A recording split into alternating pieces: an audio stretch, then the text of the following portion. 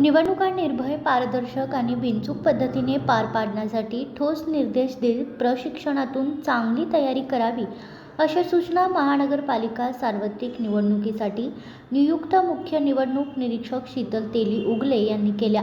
त्या जिल्हाधिकारी कार्यालयात घेण्यात आलेल्या उच्चस्तरीय आढावा बैठकीत बोलत होत्या.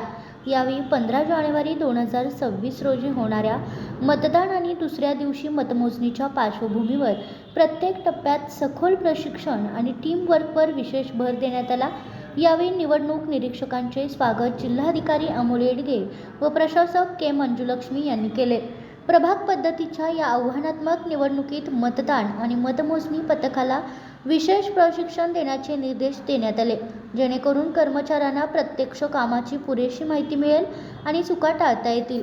प्रचारासाठी अवघे 10 दिवसांचा कालावधी असल्याने वेळेचे काटेकोर नियोजन महत्त्वाचे असल्याचे सांगताना शीतल तेली उगले यांनी सोशल मीडिया मॉनिटरिंग, खर्च मर्यादा पालन आणि पारदर्शक निवडणूक याबाबत सूचना दिल्या.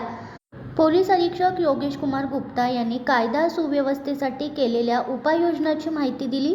चेकपोस्टवर मोठ्या वाहनांची काटेकोर तपासणी, पैसे, दारू रोखण्यासाठी कडक बंदोबस्त आणि होमगार्ड RPFच्या मदतीने स्ट्रॉंगरूमची सुरक्षा यावर भर देण्यात आला. तत्पूर्वी निरीक्षकांनी क्षेत्रीय कार्यालये, मतदान केंद्रे आणि स्ट्रॉंगरूमची प्रत्यक्ष पाहणी करून तयारीचा आढावा घेतला.